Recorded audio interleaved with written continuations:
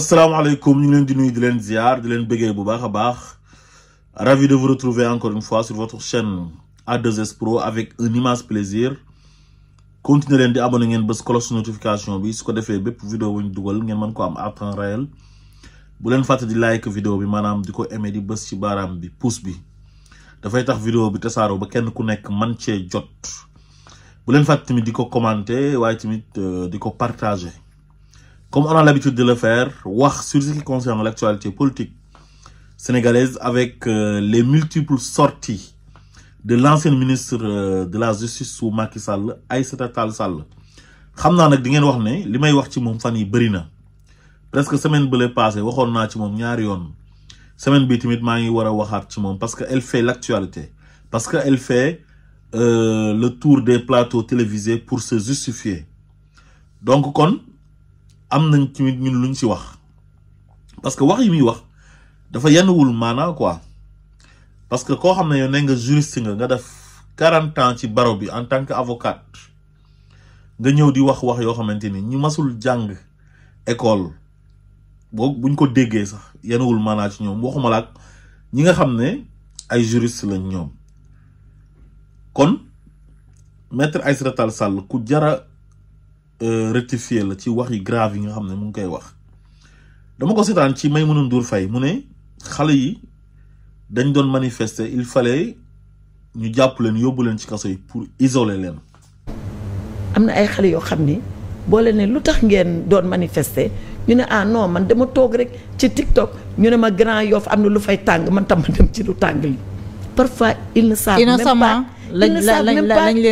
ne savent même pas lu leen génnee ak lu leen di yóbbu ma ni waa ñii ñoom téye leen fii ban sens la am mais nag procureur yi aussi seen liggéey lañ doon def gis nga boobu buñ ko defuloon isolé xale yi gis nga dina am un moment boo xam ni prison mooy lieu bu gën a tranquille ci biti parce que buñ nekkoon ci biti mën nañ xeex mën nañ am bari nañ ñàkk seen bakkan voilà donc il fallait aussi que les procureurs fassent ça yóbbu leen en masse pour mbedd mi calme. Les mandats de dépôt, c'est des mandats de dépôt servis avec discernement. Mais Maïmouna, quand toute la jeunesse est dehors et ils sont en train de manifester, on ne peut pas laisser faire. Et on ne peut pas laisser perdurer. Sinon, ça va être un basculement général dans la violence. Les procureurs, on leur doit une fière chandelle. Dès que nous avons fait, pour maîtriser la situation hors du public, on commence maintenant par les flagrants délits. Di leen génne flagrant délit di leen génne pour situation bi mën a calme tuuti parce que on a vu que y en a qui étaient des innocents par contre on en a vu defar ay cocktail molotov di ko sànni ay actes de violence am ñoo xam ne sax ñoom dañ ko assumer des actes de violence criminelle bay am dañ ko assumer dossier yaa ngi foofu ñu assumer ko mais mère xanaa da nga foog ne ñun ay dof lañ wala lan la mais événement yi c'est récent li yàggul 2021 la commencé ba 2024 donc yow li nga war a xam mooy Macky Sall mi ngeen àndaloon yëfu bandi la doon def ak yéen ñi ko doon jàppale yéen li ngeen doon def c'est du banditisme d'État il faut que ngeen reconnaître ko il faut que ngeen jàkkaarloo ak sénégalais yi ngeen assumer ñaawteef yi ngeen def baalu sénégalais yi àq parce que da ngeen ñoo tooñ ci xañ ñu suñu àq ak suñu yelleef li nga xam ne constitution bi daf ñu ko may da ngeen ñoo tooñ ci di ñu violenter da ngeen ñoo tooñ ci di ñu torturer da ngeen ñoo tooñ ci jàpp ñu tëj ñu kaso ci loo xamante ni jaay doole la jaaduwul da ngeen ñoo tooñ ci Ousmane Sonko mi nga xam ne ñun dañ ko bëgg li ëpp ci Sénégalais yi bëgg ko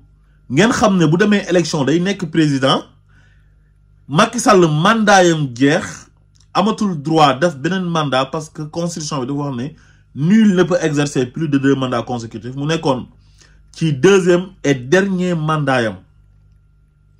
léegi mu ne Ousmane Sonko du fi nekkee candidat loolu moo taal dëkk bi il faut oser le dire. te yéen vous avez de la chance hein gis nga réew yi ñu wër ci sous-région bi tàkk na fi ak yeneen réew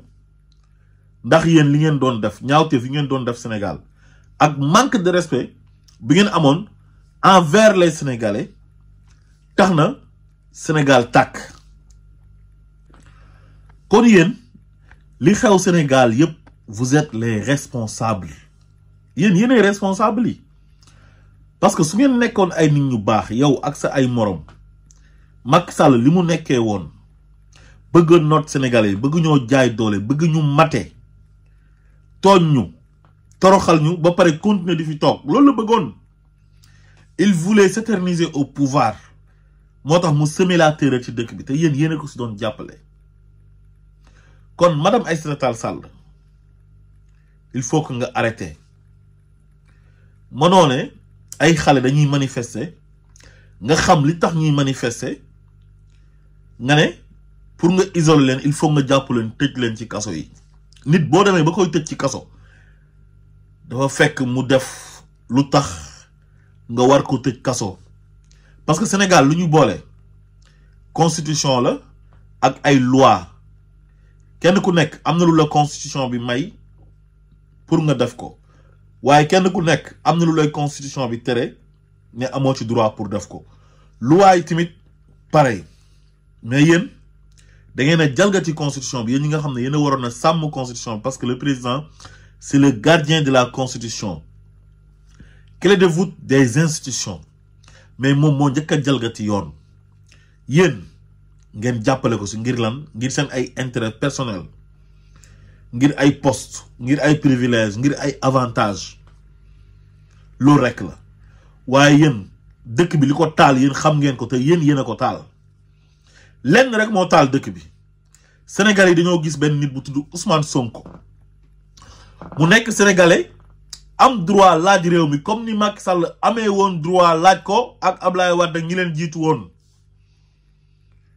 ngeen taxaw ne Ousmane Sonko bii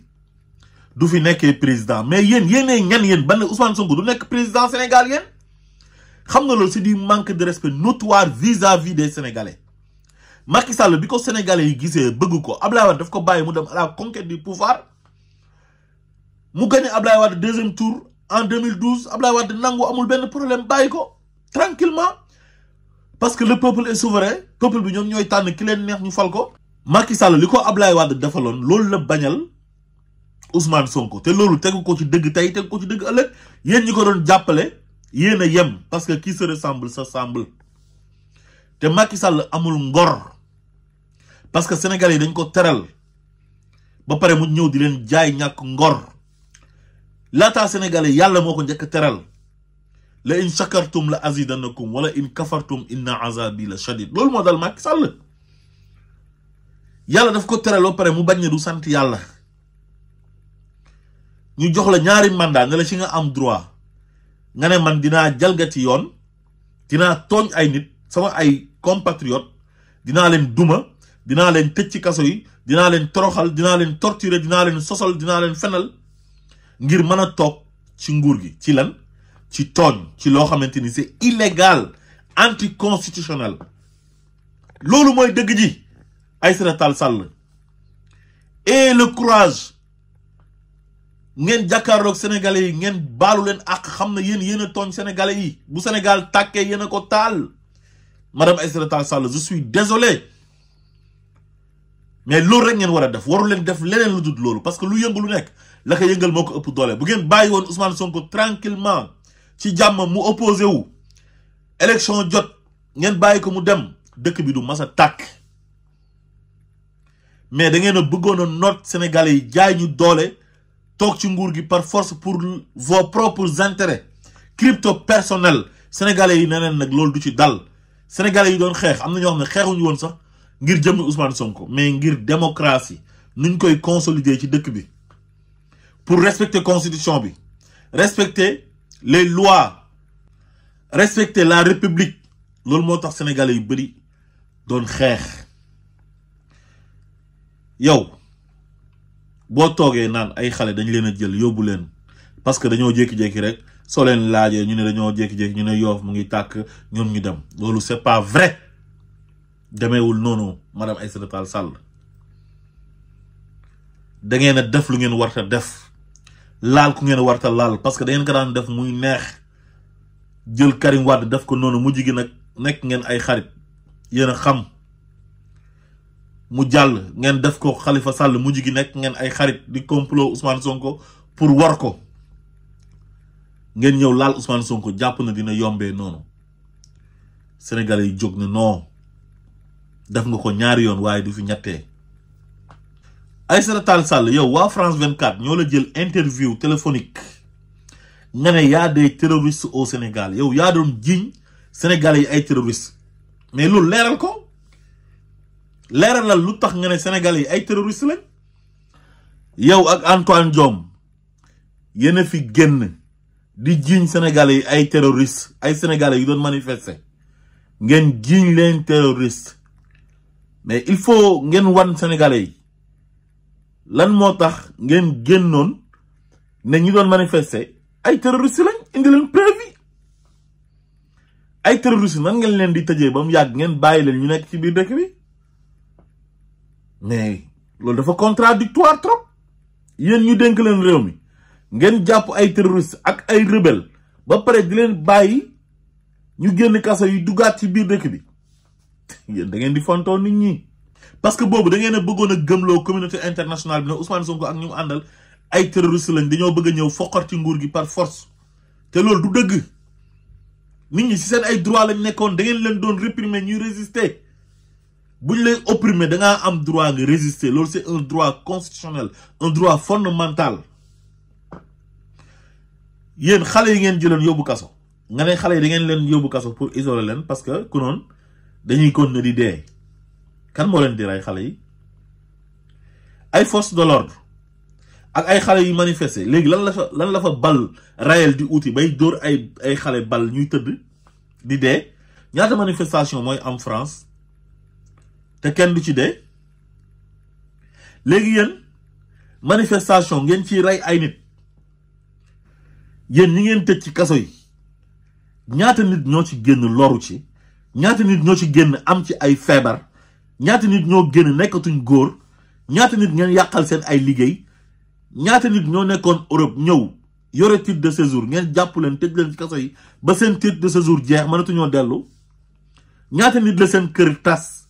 ñaata nit la seen ay sëy tas ñaata nit la seen ay doom seen jàng yàqu parce que amatuñ papa ju leen di jox xaalis pour ñu mën a dem école ju leen di entretenir ñaata nit la seen ay yaay jëlee ci ay feebar ndax jàpp métti bu ñu jàpp seen doom te teguñ ko ci yoon ñaata nit la seen ay baay def malaise dee ak seen yaay ndax li ngeen jàpp ay doomi jàmbur di leen tëj ci loo xam ne defuñ dara ñaata nit ngeen doon jàpp ñu takk bracelet Pastef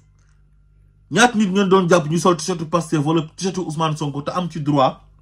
ñaata nit yoo xam ne ay santu joolaa lañ amee ngeen topp leen di leen ciblé di leen jàpp ngeen embargo fi Casamance ne bateau bi dootul demati Casamance tëj Casamance oto bu fay dem di jéggi Safa Maro pour dugg Casamance loolu yëpp ngir Ousmane Sonko su ngeen jotee ak Ousmane Sonko lan moo ci yoonu waa Casamance di stigmatiser région Casamance di stigmatiser les Joola li ngeen def ni da ngeen am chance ba mu nekkee Sénégal billahi bu doon beneen réew guerre civile mooy am Sénégal da ngeen am chance ba Sénégalais yi nekk ay nit ñoo xamante ni ay nit ñu dal lañ ay nit ñu tolérant lañ yéen ngeen lor fi ay nit toroxal fi ay nit yàq jàng ay xale yàq liggéeyu ay xale yu ndaw ay mère de famille ay père de famille ngeen jàpp leen xañ leen seen ay njaboot traumatiser seen ay doom seen kër tas ngeen toog fi di justifié wu naan ay nañu bàyyi lépp mu sedd waruñoo xool ci rétroviseur bi dañuy xool ci rétroviseur bi parce que seen ñaawtee fi ngeen def yéen a ko tey te li ngeen doon def yépp pour seen bopp la pour seen bànneexu bakkan pour mën a toog Sénégal di sàcc suñu xaalis di ko lekk yéen ak seen ay njaboot boo ci amoon doom ju dee yow Aïssata Tall Sall wala jarbaat bu dee billahi wallahi tallahi li ngay wax doo ko wax nan nañ bàyyi mu sedd il faut que la justice soit faite te yéen li tax xale yi di manifester yéen a ko waral parce que yéen a bëgg a noot benn nit boo xam ne li ëpp ci jeunesse bi dañ kaa bëgg li ëpp ci Sénégalais yi bëgg ko am ci moom yaakaar programme am doy leen mu am droit laaj réew mi ngeen koy créer ay dossiers judiciaires nga ne amoo droit wax ak ay juges parce que juges ils sont indépendants loolu c'est pas vrai. Les pourritures de la magistrature les juges corrompus ñoom ngeen jël dajale leen jox leen dossier Ousmane Sonko bi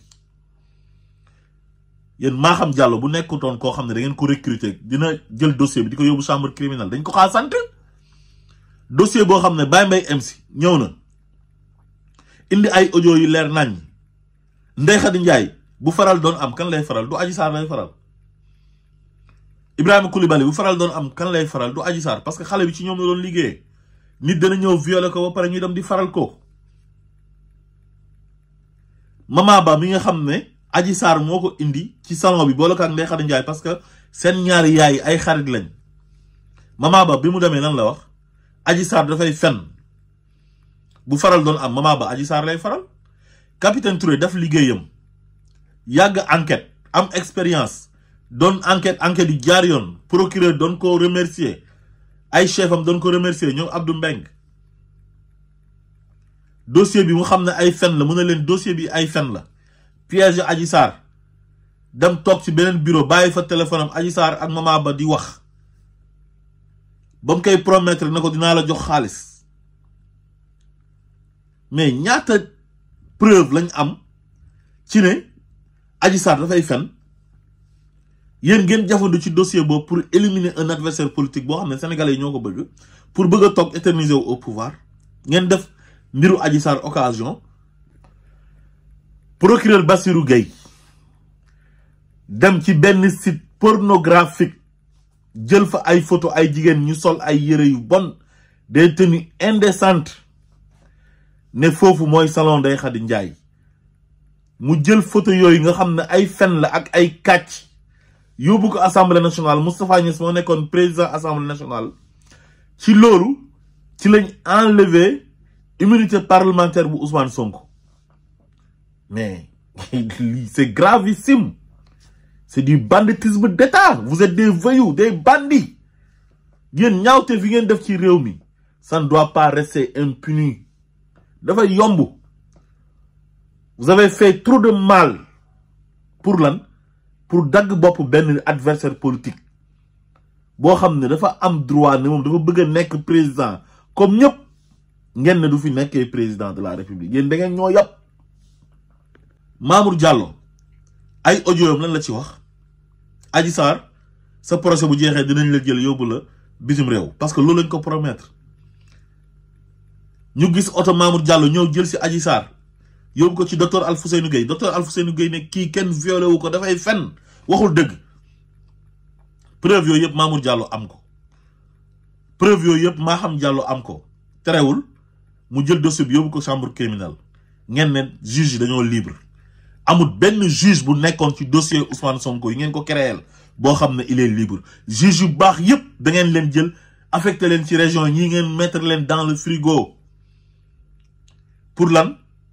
parce que li ngeen bëgg duñ leen ko defal ñu gën a bon gën a yées ngeen dem recruter procureur yu gën a bon ñoom ngeen recruter juge yu gën a yées yu gën a bon ñoom ngeen recruter contre Ousmane Sonko ñun dañoo nekk ay dof ñun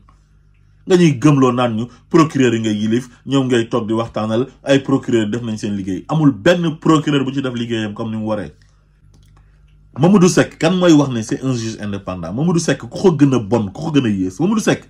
2000 et quelques personnes la jël dugal ci kaso yi ci lan ci topp bànneexu bakkanam ak bëgg lu neex Macky Sall kooku c'est un juge indépendant lu ko def juge bu am indépendance bala ñoo dee ñu naan code de procédure pénale bi procureur am na yoo xam ne bu la ciy toppee juge d'instruction bi amul benn pexe bu dul jël la yóbbu la kaso ma ne la loolu ay sóob la am na yoo xamante nii ay fen la ay sos la bu ko procureur bi sosee fen ko ngir bëgg lu neex président de la république ak ministre am de la justice am da ngay démissionner yow ne man lii duma ko def duma jël ay doomi jàmbur yi deful dara ñu leen di sosal di leen yóbbu ci kaso yi man ma toog ak sama ay doom moral mayewul loolu kon juge yi ngeen doon liggéey loo ñëpp c'est des corrompus te Tamba dafa tuuti ci ñoom dañ leen waroon a raje dans la magistrature ñoom ñëpp procureur yeeg juge yeeg ñëpp man ba léegi maa ngi ci ba léegi xeex boobu man sama xeex la man